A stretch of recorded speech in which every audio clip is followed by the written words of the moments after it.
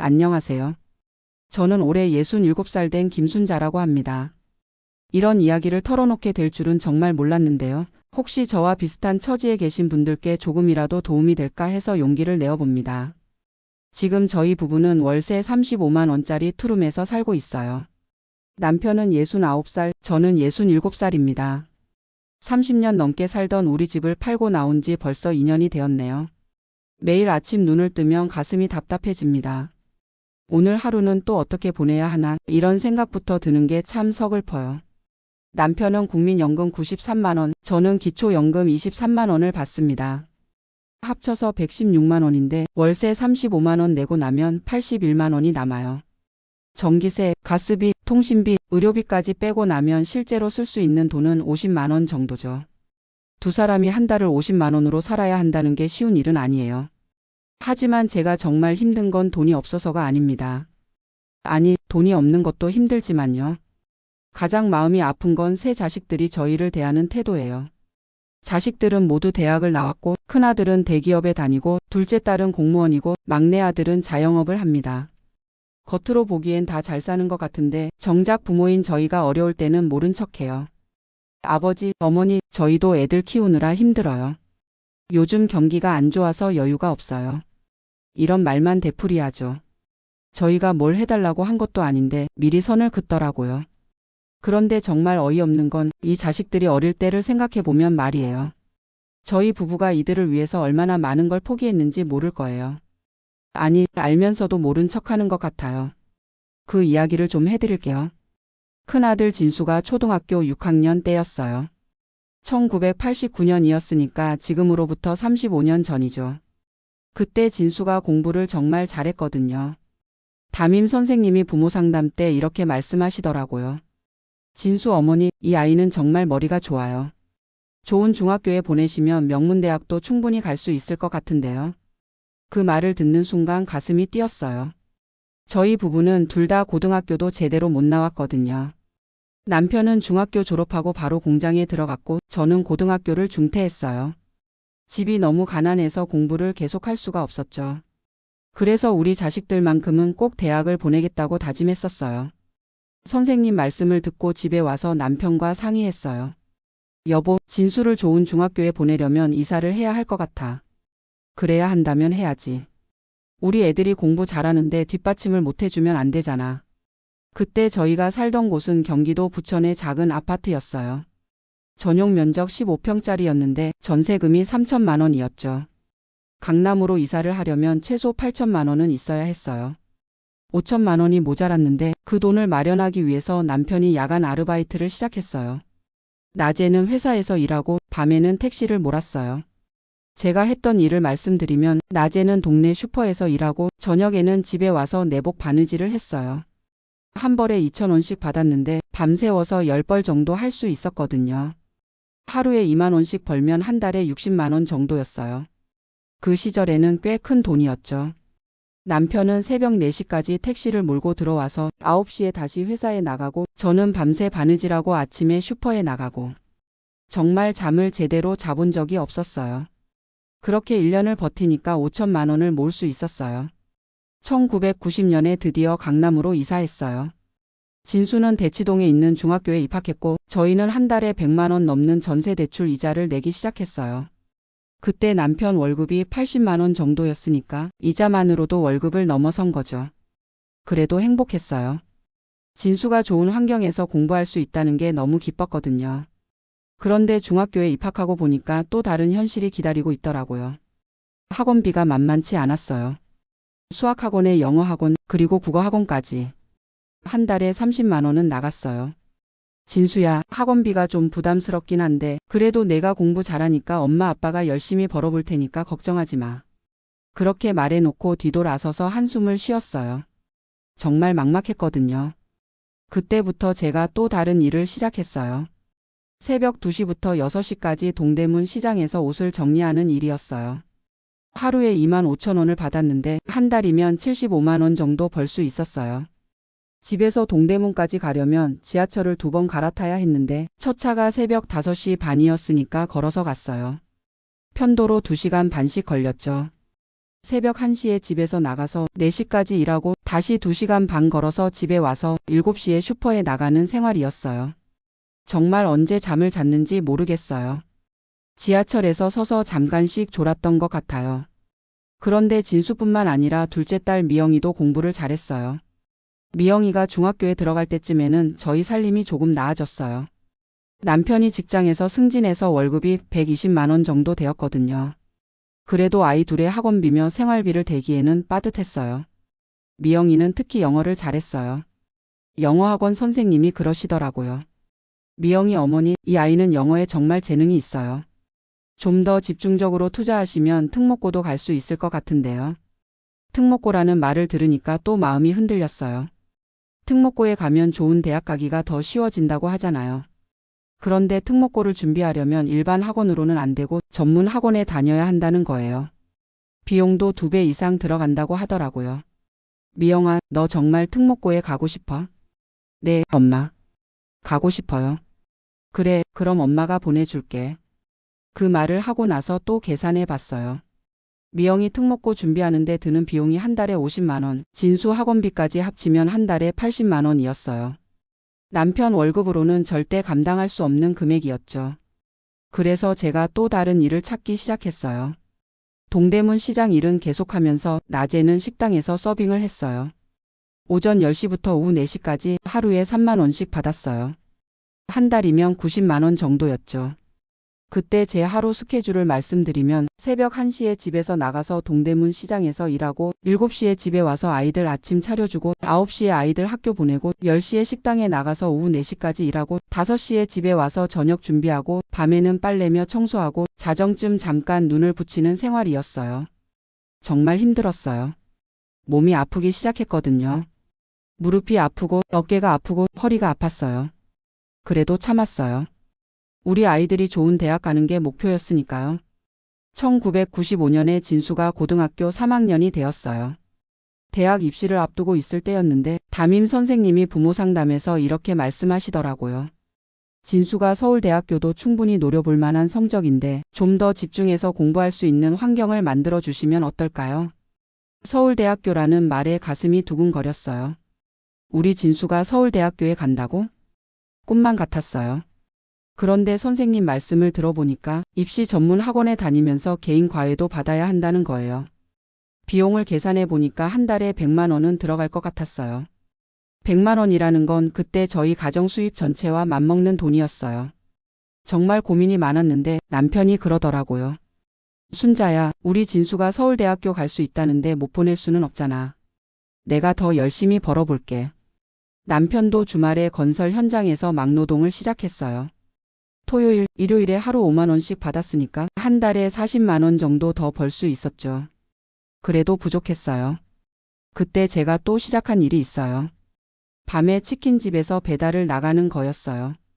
오후 6시부터 자정까지 1시간에 3천 원씩 받았으니까 하루에 1만 8천 원, 한 달에 54만 원 정도였어요.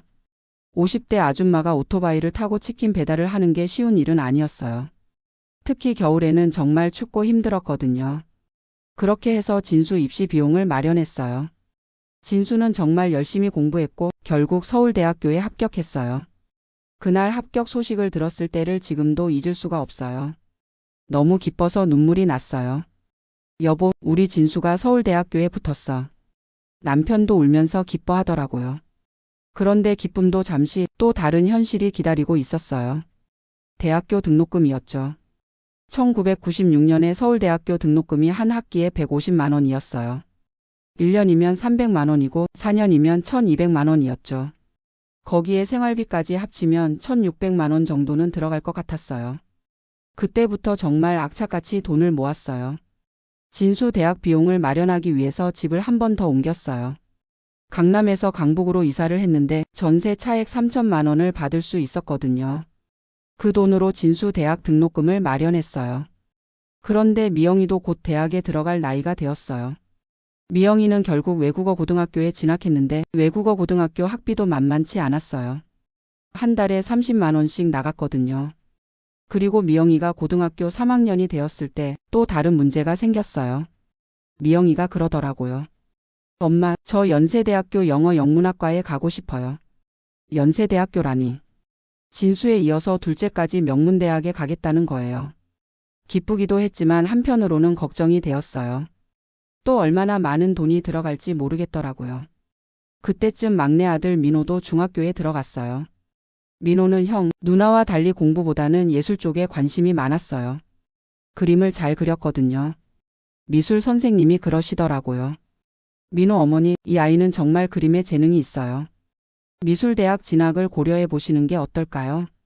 미술대학이라고 하니까 또 머리가 복잡해졌어요. 미술을 전공하려면 미술학원비가 엄청나게 들어간다는 걸 알고 있었거든요. 한 달에 50만 원은 기본이고 재료비까지 합치면 70만 원 정도는 들어갈 것 같았어요. 그때 저희 집 상황을 정리해보면 진수는 서울대학교 재학 중, 미영이는 고등학교 3학년으로 대학 입시 준비 중, 민호는 중학교 1학년으로 미술학원을 다니기 시작. 한 달에 나가는 교육비만 200만 원이 넘었어요. 정말 견딜 수가 없을 정도였어요. 그래서 저희가 결정한 게 집을 팔자는 거였어요. 전세로 살던 집의 전세금 8천만 원을 빼고 집값과의 차액을 대출받아서 1억 2천만 원짜리 아파트를 샀어요. 그리고 그 집을 담보로 또 5천만 원을 빌렸어요. 그렇게 해서 아이들 교육비를 마련했는데 매달 대출 이자만 60만 원씩 나갔어요. 남편 월급이 그때 150만 원 정도였으니까 월급의 절반 가까이가 이자로 나가는 거였죠. 그래도 참았어요. 아이들이 공부 잘하고 있으니까 조금만 더 견디면 된다고 생각했어요. 진수가 대학교 졸업하고 취업하면 조금 나아질 거라고 생각했거든요. 1999년에 진수가 대학교를 졸업했어요. 그리고 운 좋게 대기업에 취직했어요. 정말 기뻤어요. 드디어 우리 노력이 결실을 맺는구나 싶었거든요. 그런데 진수가 취직하고 나서도 생활이 크게 나아지지는 않았어요. 진수는 사회초년생이니까 월급이 많지 않았고 자기 생활하기도 바빴거든요. 그리고 미영이가 연세대학교에 진학했어요. 미영이 대학 등록금과 생활비가 또 월 50만 원씩 나갔어요. 민호는 고등학교에 올라가면서 미술 학원비가 더 늘어났고요. 그때부터 정말 한계가 느껴지기 시작했어요. 몸도 많이 아팠고 빚도 계속 늘어났어요. 집을 담보로 빌린 돈 외에도 신용대출, 카드 대출까지 받아야 했어요. 이자만 한 달에 80만 원씩 나갔거든요. 2001년에 미영이도 대학교를 졸업하고 공무원이 되었어요. 그때부터 조금씩 숨통이 트이는 것 같았어요. 그런데 이번에는 민호가 미술대학에 진학했어요. 민호는 홍익대학교 미술대학에 들어갔는데 미술대학은 일반 대학보다 등록금이 더 비쌌어요. 한 학기에 200만 원씩이었거든요.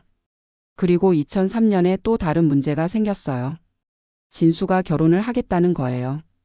신부 측에서 전세금을 요구했는데 3천만 원이었어요. 저희가 마련해 달라고 하더라고요. 진수야, 엄마 아빠가 지금 상황이 어려운 거 알잖아. 엄마, 제가 결혼을 못 하겠어요.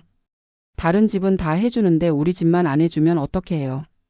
결국 또 돈을 빌려서 진수 결혼 자금을 마련해 줬어요. 그때부터 빚이 눈덩이처럼 불어나기 시작했어요. 2005년에는 미영이도 결혼을 했는데 미영이 결혼 준비금으로도 2천만 원이 들어갔어요. 2007년에 민호가 대학교를 졸업했어요. 그때까지 저희가 아이들 교육과 결혼 비용으로 쓴 돈을 계산해 보니까 대략 3억 원 정도 되었어요. 집값 상승분까지 포함해서 계산한 거였지만 정말 엄청난 돈이었어요. 그런데 그때까지도 저는 후회하지 않았어요.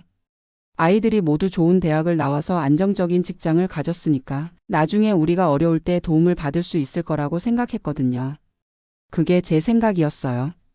남편은 2010년에 58살의 나이로 명예퇴직을 했어요. 회사 경영이 어려워지면서 구조조정이 있었거든요. 퇴직금으로 8천만 원을 받았는데 그 돈으로 밀린 빚을 정리했어요. 그래도 아직 5천만 원 정도의 빚이 남아 있었어요.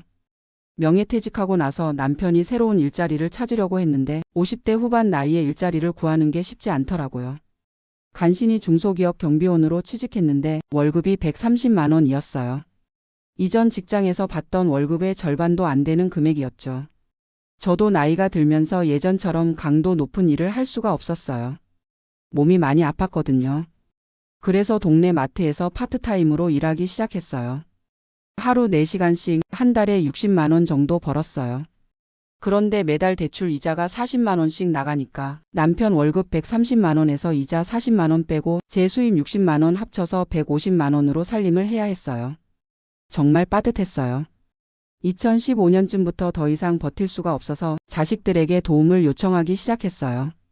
처음에는 진수에게 연락했어요. 진수야, 아빠 엄마가 지금 좀 어려운 상황이야. 대출 이자라도 좀 도와줄 수 있을까? 진수가 뭐라고 했는지 아세요? 엄마, 저도 아이들 키우느라 힘들어요.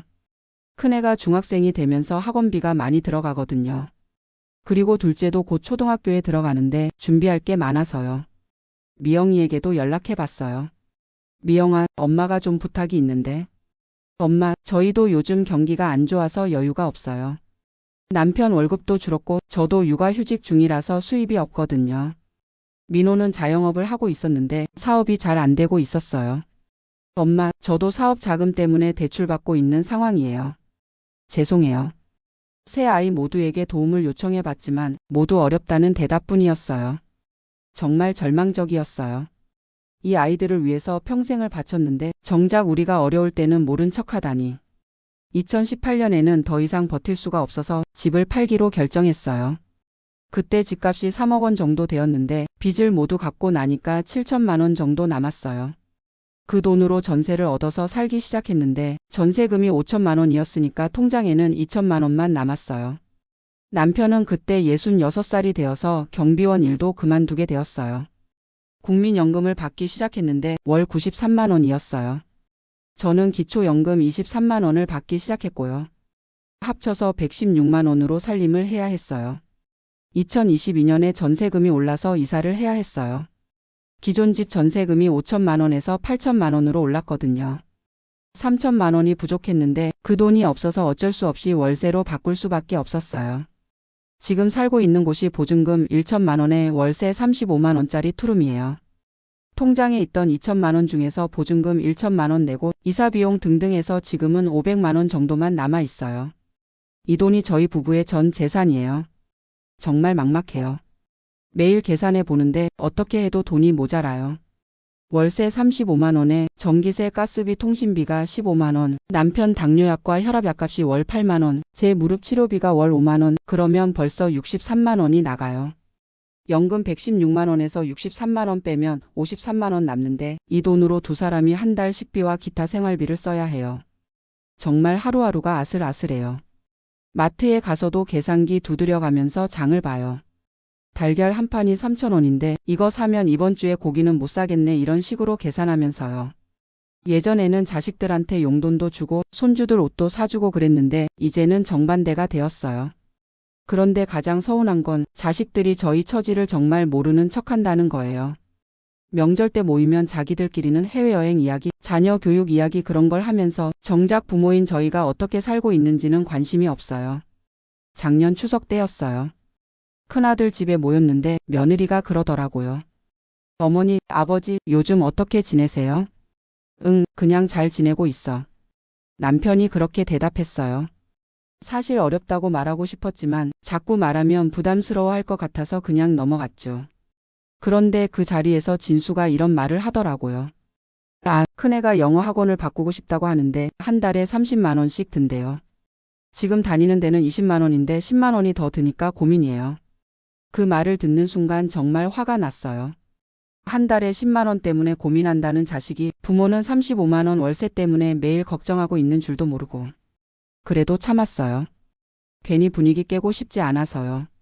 미영이도 마찬가지였어요. 저희 아이가 피아노를 배우고 싶다고 하는데 피아노 학원이 한 달에 15만 원이래요. 비싸긴 하지만 아이가 하고 싶다고 하니까 보내야겠어요. 자기 자식 교육비는 아무리 비싸도 당연하게 생각하면서 정작 그 돈을 벌어서 자기들 교육시켜준 부모는 안중에도 없는 거예요. 그런데 정말 화가 난 건 작년 겨울이었어요. 저희가 살고 있는 집 보일러가 고장 났어요. 수리비가 50만 원이 나온다고 하더라고요. 통장에 있던 돈이 그때 200만 원 정도였는데 50만 원을 쓰면 150만 원만 남는 거잖아요. 정말 고민이 많았어요. 그래서 용기를 내서 진수에게 전화했어요. 진수야, 우리 집 보일러가 고장 났는데 수리비가 50만 원이래. 엄마 아빠가 지금 여유가 없어서 그러는데 좀 도와줄 수 있을까? 진수가 뭐라고 했는지 아세요? 엄마, 50만 원이 적은 돈이 아니잖아요. 저희도 요즘 애들 학원비 때문에 빠듯해서요.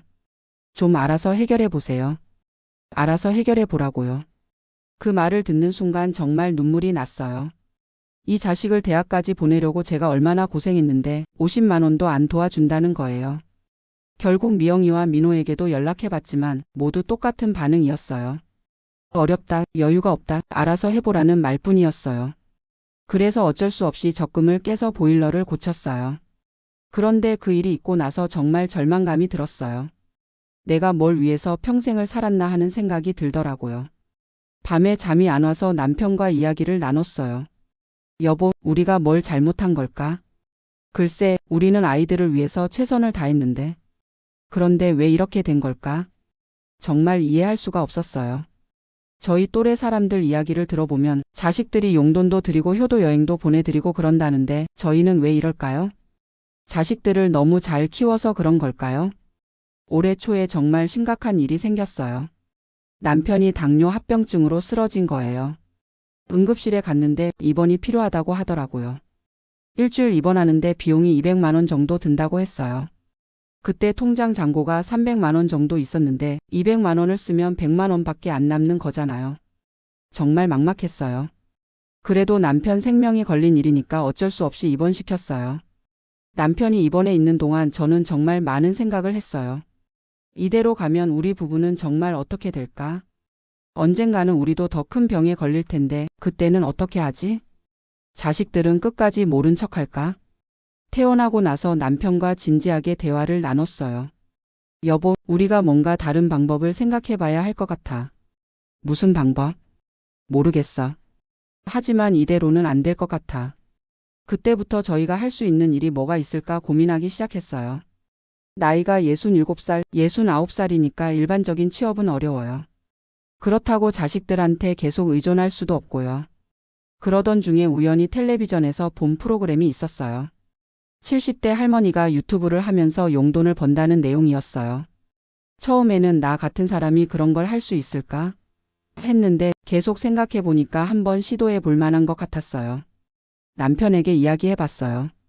여보, 우리도 유튜브 같은 거 해볼까? 우리가 뭘 할 수 있겠어? 요리라도 하면서 찍어보자. 내가 평생 해온 요리가 있잖아. 사실 저는 요리를 정말 잘해요.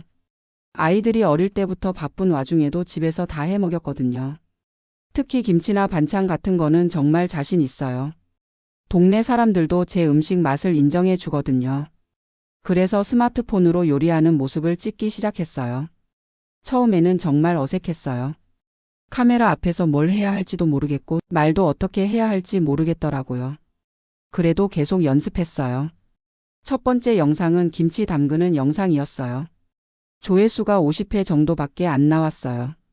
그래도 포기하지 않고 계속 올렸어요. 된장찌개 끓이는 법, 잡채 만드는 법, 갈비찜 만드는 법 이런 식으로요. 한 달 정도 지나니까 조회수가 조금씩 늘기 시작했어요. 어떤 영상은 500회, 1000회까지도 나왔어요. 댓글도 달리기 시작했어요. 어머니 요리가 정말 맛있어 보여요. 우리 엄마 생각나네요. 이런 댓글들이었어요. 그런 댓글을 볼 때마다 정말 기뻤어요. 누군가 제 영상을 보고 좋아해 준다는 게 너무 고마웠거든요. 그래서 더 열심히 하게 되었어요. 3개월 정도 지나니까 구독자가 1000명을 넘었어요. 그리고 유튜브에서 광고 수익을 받을 수 있게 되었어요. 첫 달 수익이 3만 원 정도였어요. 많은 돈은 아니지만 저희에게는 정말 큰 돈이었어요. 여보, 우리가 돈을 벌었어. 남편도 신기해 하더라고요. 진짜로 돈이 나와? 응, 3만 원이지만 그래도 돈이야. 그때부터 더욱 열심히 했어요. 영상도 더 자주 올리고 요리도 더 다양하게 해봤어요. 시청자들이 요청하는 요리도 해보고 계절 음식도 만들어 봤어요. 6개월 정도 지나니까 구독자가 5,000명이 되었어요.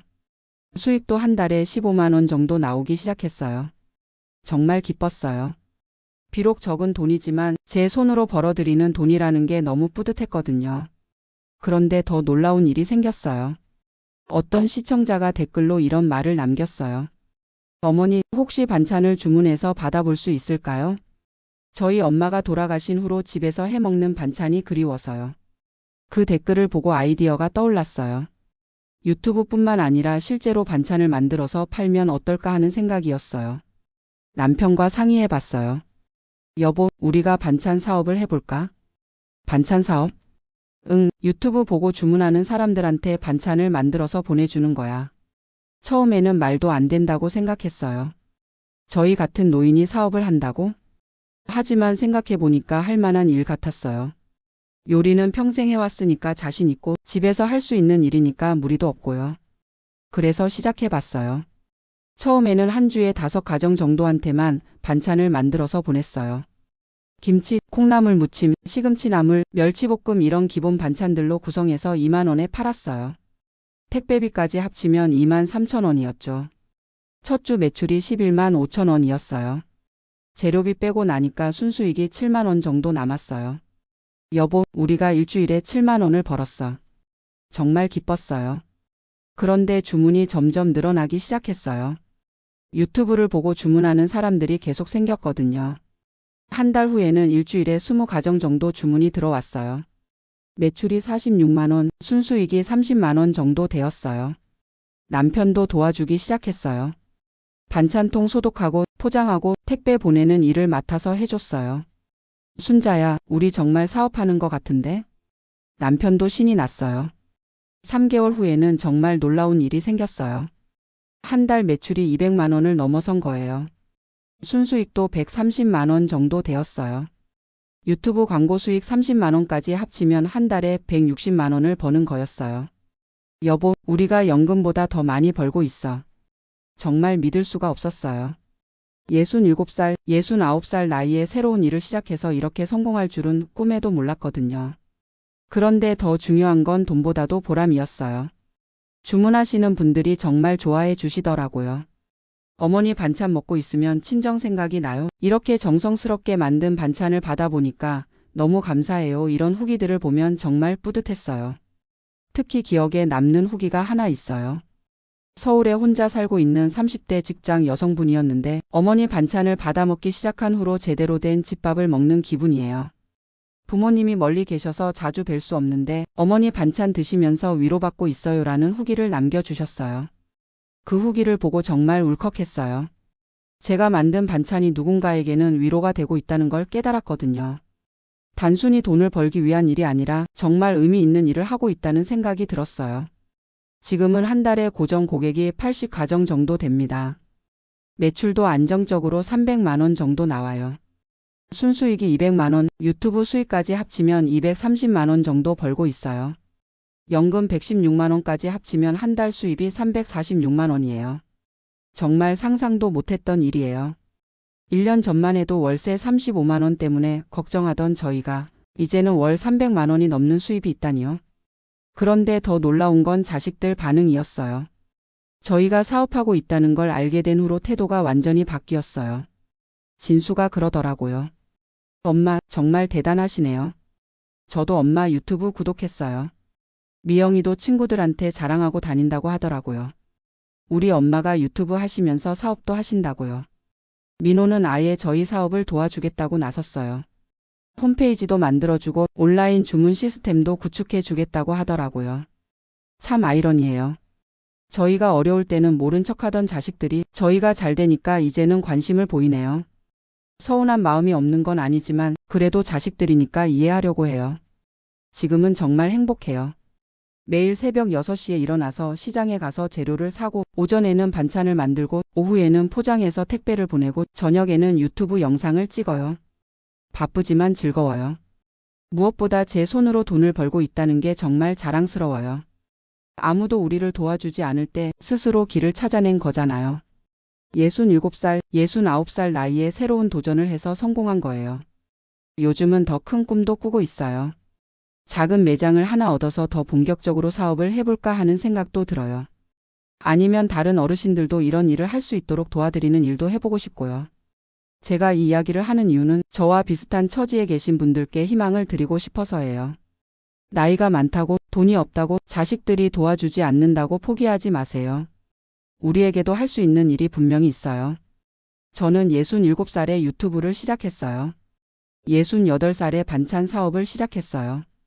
늦은 나이라고 생각했지만 실제로 해보니까 전혀 늦지 않았어요.